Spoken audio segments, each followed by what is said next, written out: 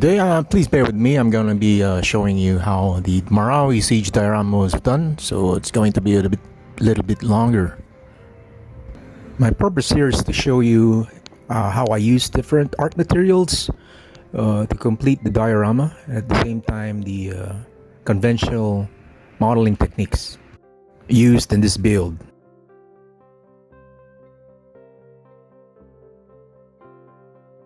In diorama building, it is important that you know the kit's materials to be used also, and the tools that you will be using. I strongly emphasize the pre-planning stage so that you'll be able to gather, muster, and purchase enough elements that will be needed in the construction. The kits play a major role or a major part in your diorama as it is. Mind you that there will be inaccuracies, kit problems, and so on and so forth. So you must be well aware of that, and as a builder or skill modeler, I would suggest that you would have to do some minor scratch building or minor changes in order for you to be able to make the model look as accurate and as realistically representative as much as possible.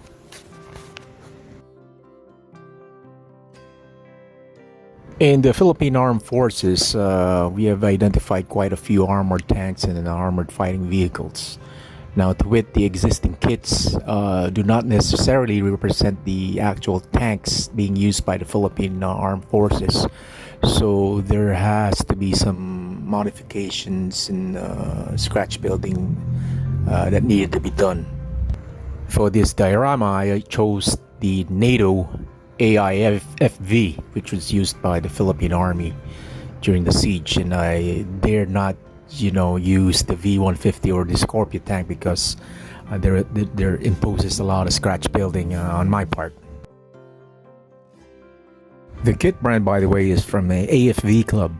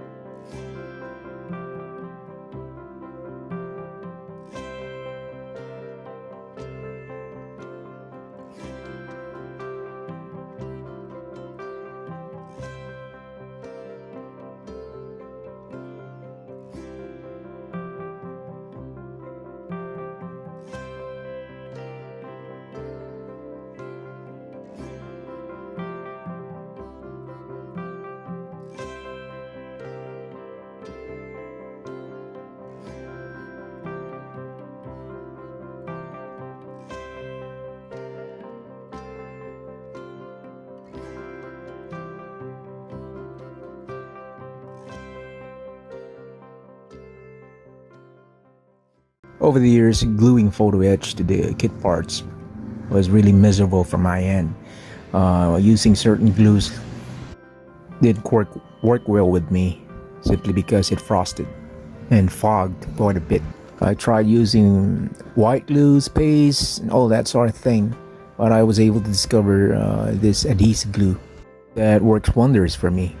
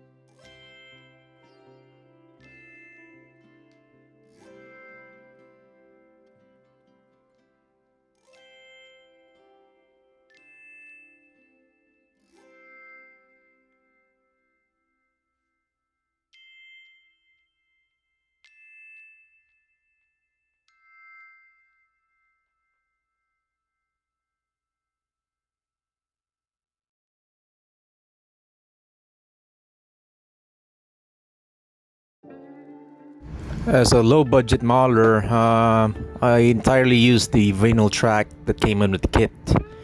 So attaching them was a tricky part, not to show them, but I used the copper wires to attach them. I did not use any glue or melt them down. Once this attached, it can be visibly seen. Now, what you can do is hide it under the fenders. I use two types of wood to replicate the lumber, the door, and wooden planks used in the tank as additional armor. I also use several types of styrene or plastic card.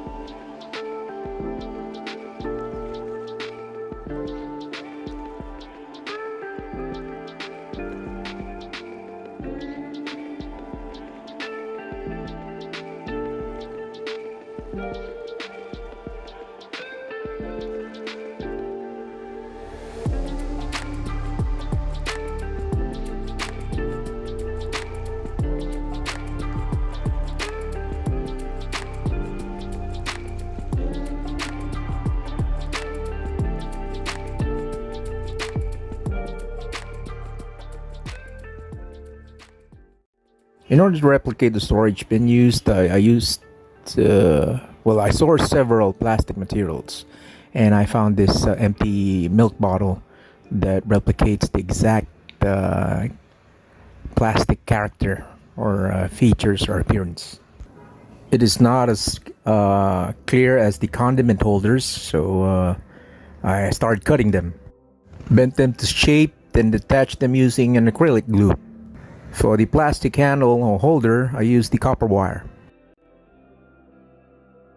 For the modern day water refillable containers, I just use the old kits, German's fuel canisters or cans or whatever you call them. I just put in a little bit of weight around it by using some putty, epoxy resin putty.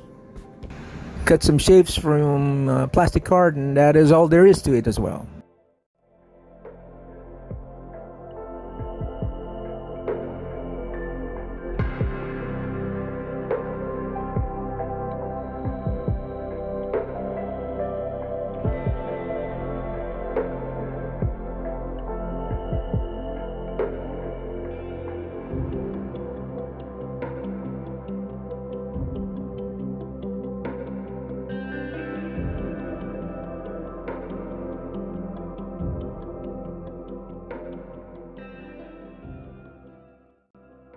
Diorama baseboard layouts is, although this is not really conventional, but I would suggest that you try placing your elements and kits on a diagonal manner.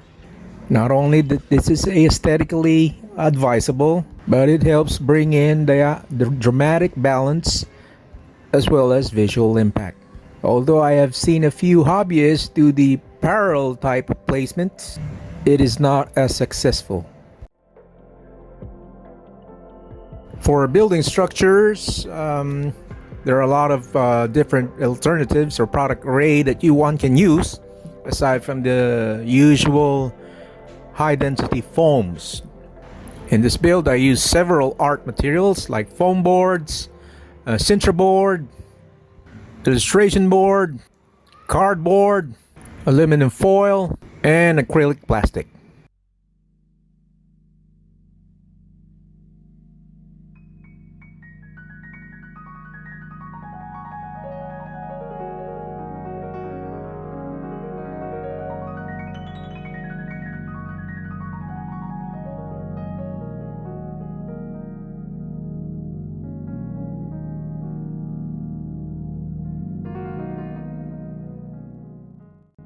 I really prefer and like the center board because it has the characteristics that I like and the different thickness as well.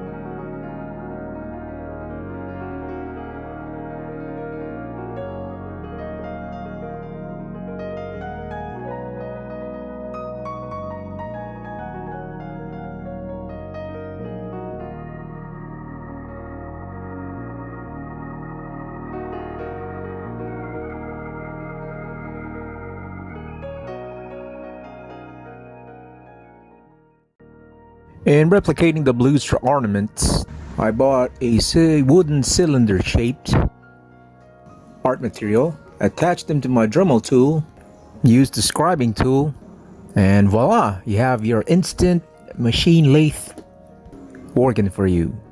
Now for the other baluster ornament, I don't know if it's called balustra, but I tried to replicate this pattern or design using a fancy jewelry that I bought by casting it as well.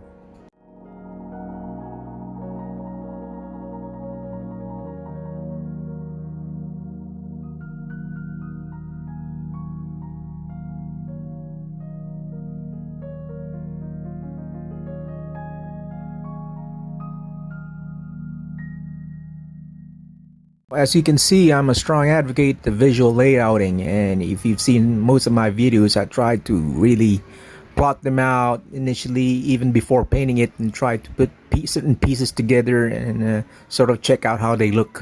And then if it looks okay, then let's go ahead. And then if it's not, make some few adjustments and yeah.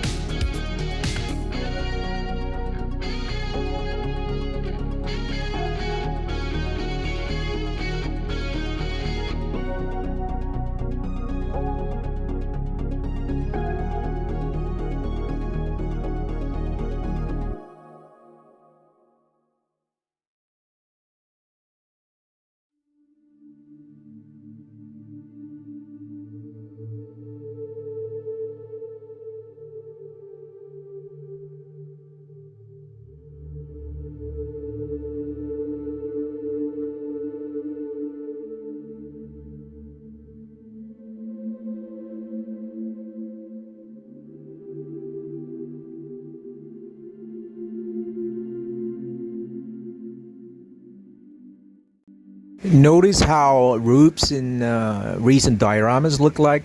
They're cut out in a way that it's triangular in shape, or it's cut in a way that it's not a complete roof, but in a way it's triangular. Nonetheless, it looks great in a diorama, so I tried to use them as much as possible in all my dioramas from moving forward.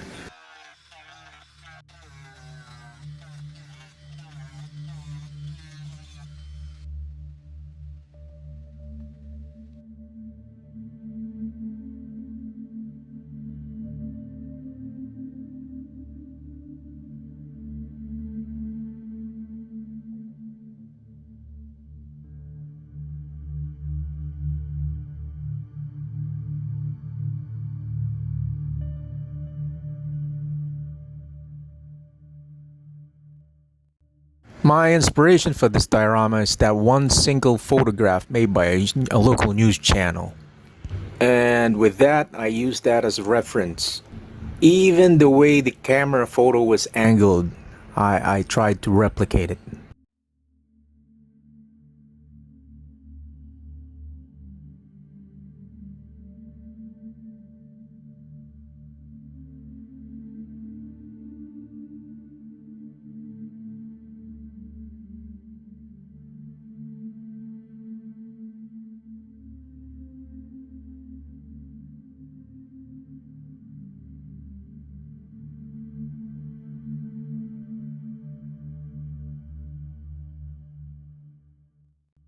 For groundworks, a lot of people have been asking me this. What groundwork, Ivan, do you normally use? Well, you can use about almost anything. You can use several types like sculptable, the commercially available ones, which I'm using right now, or one can use actual dirt that you can find in your garden. Some use das clay, and some even use paper mache. But the one important mix should be is that you include white glue, drops of water, drops of shampoo or soap, and these additives, quote unquote, will help you in the drying process and make them stick together.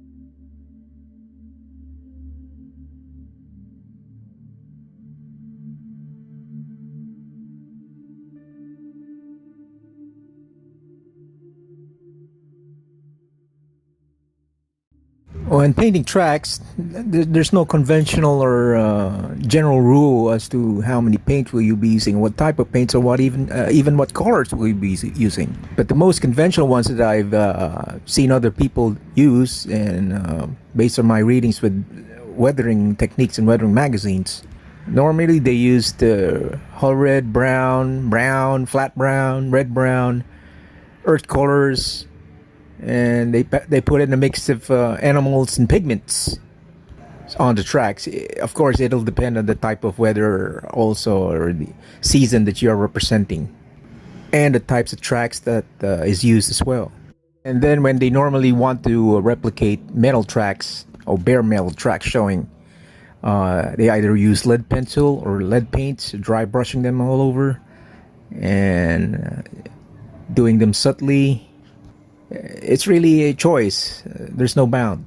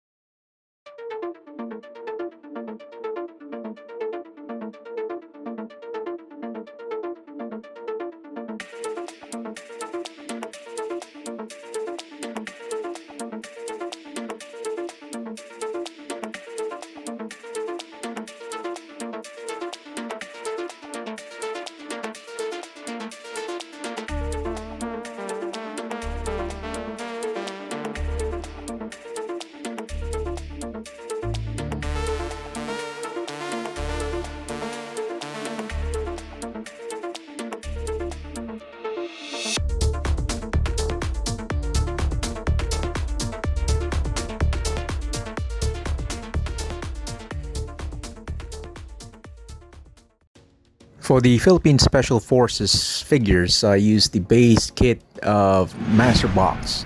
They use Checkpoint in Iraq, and the other ones is the Iraq version also. The first step I did was to assemble them together as it is, and then from there I tried to base from the reference pictures, the actual poses of the soldiers that I was trying to replicate. When changing poses, it will require you to really cut up the pieces, and as a technique you have to cut them out based on the joints, from the wrist down to the legs, down to the arms, from where the joints and moving parts are. This way you will be able to replicate the poses naturally.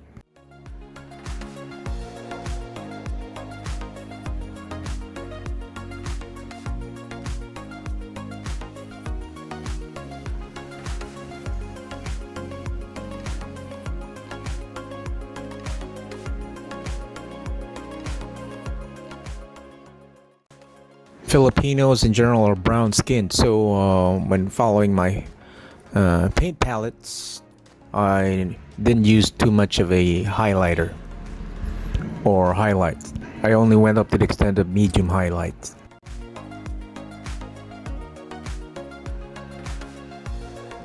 So thank you very much again for reaching this point. I hope you are inspired to do one of your diorama versions as well.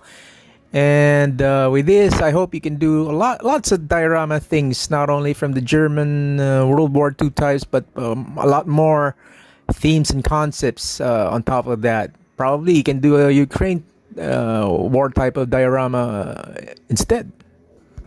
So please see in the comments, I have attached some links to help you better understand the Marawi siege that happened in 2017. And once again, please don't forget to subscribe, and thanks for watching. Yowza!